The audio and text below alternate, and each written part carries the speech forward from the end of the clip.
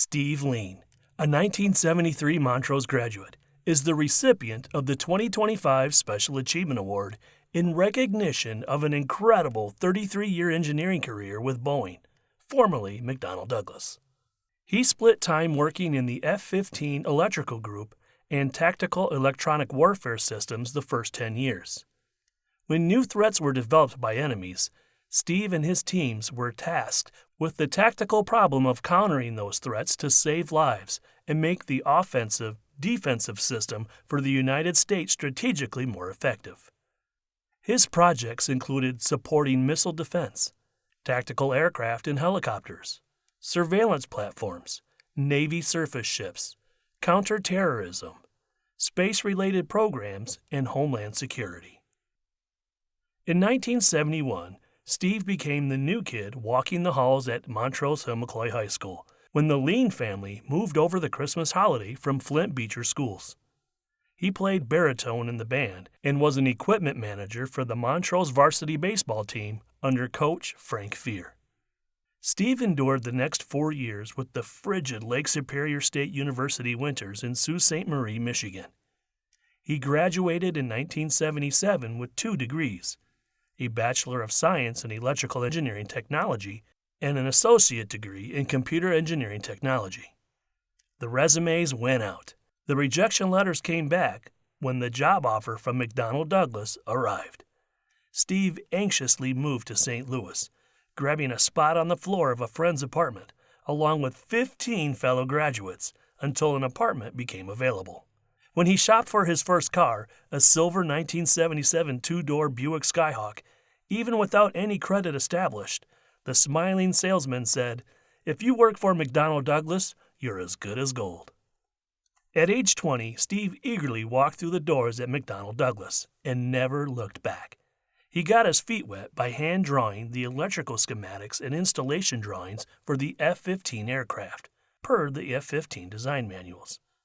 This was before CAD systems, so Steve intrinsically learned where every wire goes in an F-15, aided by visiting the manufacturing floor to physically comprehend the jets in production. A phenomenal experience for a 21-year-old.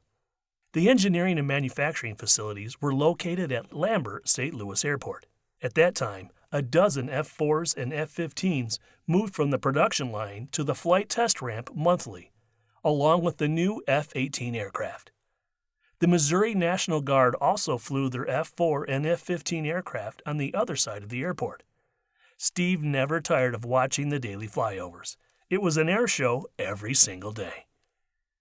In 1979, McDonnell Douglas received a large contract from the Japan Defense Agency, JDA, for licensed production of the F-15 J version, and they needed engineers to support licensed production in Japan. Many experienced engineers didn't want to move their families overseas, but Steve didn't hesitate to raise his hand, which ended up jump-starting his career. He was told he'd be a liaison engineer for electrical wiring and subsystems, but he ended up working on anything with an electron associated with the F-15. It forced Steve to study all the electronic subsystems and test equipment for diagnosis, being the main liaison for St. Louis. This was an experience few engineers would ever receive at McDonnell Douglas and gave Steve a complete foundation in all tactical aircraft systems. A 2-bedroom apartment in the city of Nagoya, Japan, became his new home for the next 3 years. Located near the Ishikawa River that displayed stunning cherry blossoms when in full bloom.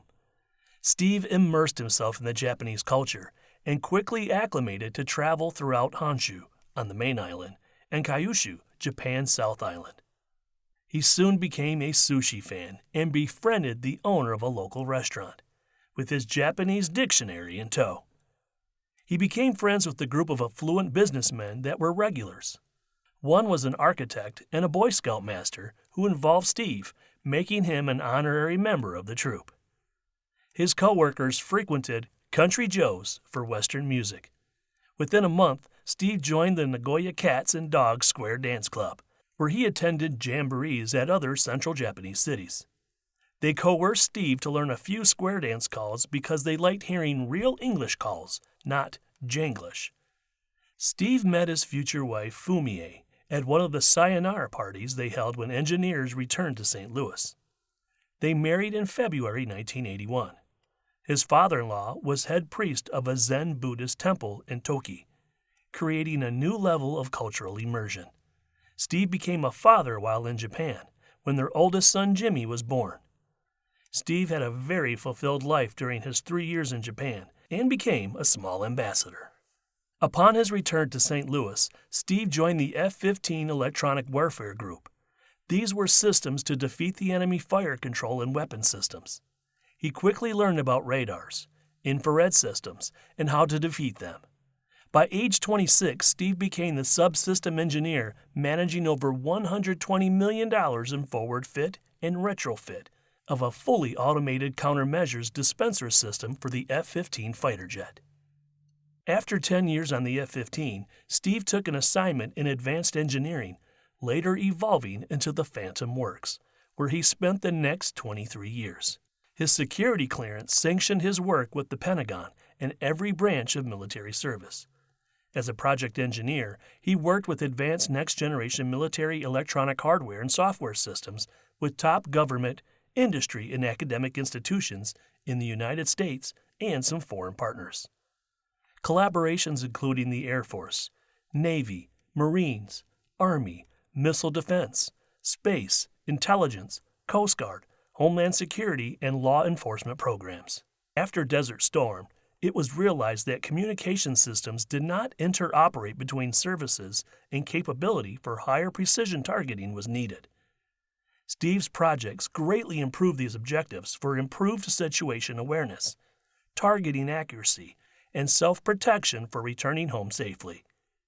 In the early 1900s, Steve worked with development and integration of compressed imagery and targeting data for cockpit display in current and future aircraft to support targeting systems. He also worked with artificial intelligence in the late 1980s, decades before streaming and AI became common knowledge. The developed technology supported the early evolution for the advancement of stealth aircraft and next-generation systems. This real-time information to the cockpit led to briefing 4-star General Richard Myers, Commander United States Air Force Space Command, who later became the 15th Chairman of the Joint Chiefs of Staff. He also briefed Admiral Jerry Tuttle, Navy Program Executive Office Command, Control, Communication, Computers and Intelligence, Surveillance and Reconnaissance. Steve received many awards during his 33-year career. A special commendation came from the Division Chief of the Air Force Research Laboratories for the contribution Steve's team made to the success of the Precision Location and Identification Program. Plaid was nominated as the AFRL Research Program of the Year in 1999. The technology transitioned to next-generation systems Air Force-wide. After Boeing bought McDonnell Douglas and Rockwell North American Defense in 1997, Steve became project lead for data and information fusion from 1998 to 2010. Fusion involved combining various information types, numerical, text, and imagery, to improve accuracy and knowledge enhancement, supporting commercial and military operations for the Boeing enterprise.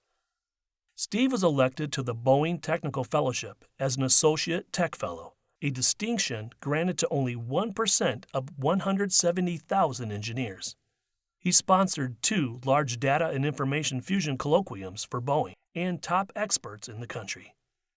Steve also chaired and presented at the International Information Fusion Symposium. Steve has published 3 papers and holds 2 U.S. patents for behavioral translation of data link messages between different protocols and platforms, and a dynamic fusion patent.